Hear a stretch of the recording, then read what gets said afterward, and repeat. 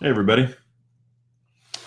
Welcome to Thursday in the great state of Nebraska. And it's only moderately cold here today.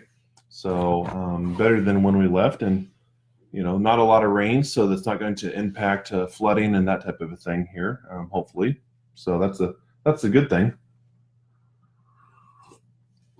So here's the coffee mug that my wife got a while ago. I don't need Google. My husband knows everything. Hey, Revy.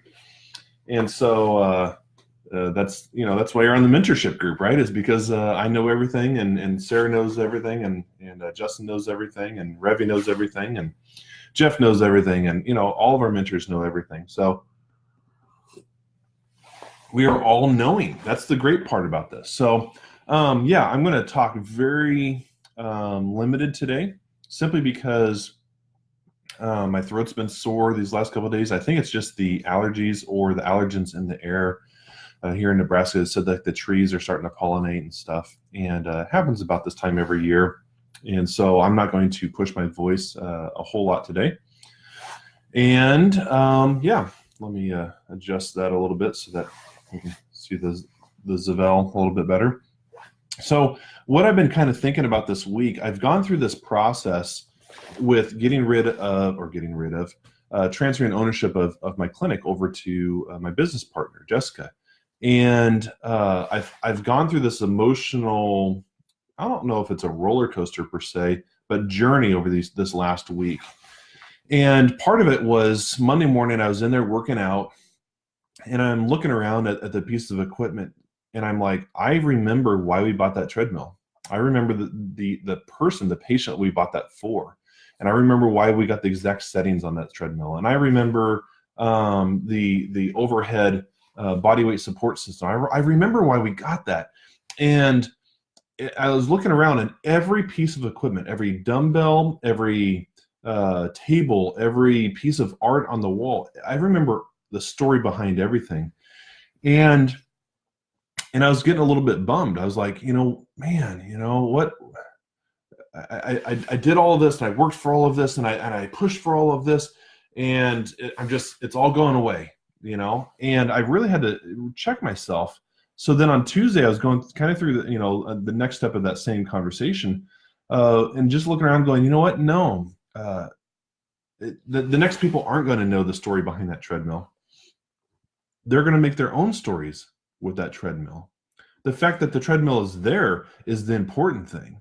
The fact that we worked for 14 and a half years to build this thing of Alpha Rehab, that's the important thing. The legacy is a legacy of hope. And so I just walked around the building, and I just kind of touched the walls, and I was just by myself and just kind of experiencing the space. And one of the quotes that my wife came up, the slogans that my wife came up for Alpha is where hope is habit. And that's really indicative of what we have built there. That's the legacy that we built there, is where hope is habit. We are the parents that bring in their little kids with disabilities and diagnoses. Hey, Amy, and when they bring in those children, that's the legacy that we gave them, is hope, right? Hope that their kids could actually get better. Same thing with, I was talking with Amy yesterday at a meeting, and it's the same thing. I have transformed the way that I look at kids and the way that I look at my career, from the standpoint of we have had a huge impact. We've had a huge impact on this community, on generations of kids. Hey, Jonah. And that's my legacy. My legacy is hope. My legacy is that, you know what, things can get better. We can continue to fight. We can continue to push. We can, because there's always this thing. So I always tell people, one of my favorite quotes is, the only guarantee you have in life, and I think I came up with this, but the only guarantee you have in life is if you do nothing, it will get worse. And so that's what I tell all the parents that I see. They're like, well, what's my kid going to be able to do? What about this? What about, I'm like, I don't know. Like, I don't have a magic ball. And I know that the physician probably said, you can't do this. Your kid's not going to do this. Your kid's not going to do that. Amy and I have one of those kids right now that, number one, shouldn't even be alive. Number two is just, the things that he's doing, I can't explain at this point, other than the fact that he's doing them. And so what I always tell the parents is, if you do nothing, it will get worse. So let's do something. Let's try something with these kids. And so I went around to every piece of equipment and just kind of thought about that this week. And then I started writing this thing. This thought process started coming to me. And so I'll read it here a little bit, because I think that it flows well. And then I'll interject here a little bit. But the title is, what are you setting up, or what are you building? Okay, and where this concept came from is from the historical side of Scripture. When the Red Sea, or not the Red Sea, but the Jordan River parted, the Israelites walked through. On the other side, they put up stones. Okay, so that's where the concept comes from. Back in the day, throughout history, they didn't have billboards, they didn't have a lot of written word, they didn't have those types of things. And so what they did was actually set up memory stones. They set up markers to signify very important events and things that occurred. And they would actually stack stones upon stones. And so throughout the Middle East and that region. And it was a testament to the future generations, or people that would pass by that monument. They would say, this is what happened at that place. Okay, so that's where the concept of what are you building, or what are you setting up, that's where this thing comes from. Okay, so what are you building? In the path of your life, have you set up memory stones, right? Have you set these things up, or have you built a mausoleum? Right? For those that aren't 100% with it, mausoleums are right. That's a crypt. It's where your body's put when you're dead. And so I had to think about that when I'm sitting in my clinic. I'm sitting there going, all right, have I created memory stones? Right? Have I created a legacy, or literally did I build a house that my legacy is going to die in? Right? Which one did I create? And so what have you done? Have you set up memory stones, or have you built a mausoleum? Have you built a house to die in? Do you remember the times when you failed and you never got back up again? Not when you just failed. Do you remember when you failed and you never got back up? When you had no one to lift you up, you were completely alone. When you failed and you no longer continued to live. Or do you remember those hard times with the perspective of living through it? Jonah, I was talking about him with a buddy of mine this week. I remember in high school that, what he was benching in high school. And let's just say that he's almost doubled it now, double high school, double the weight amount that he's lifting. He could have given up in high school. He could have stopped that at that point and said, yep, I have attained it enough. I've set up enough memory stones. But then they would have been a mausoleum, because his dream would have died. It would have been right there.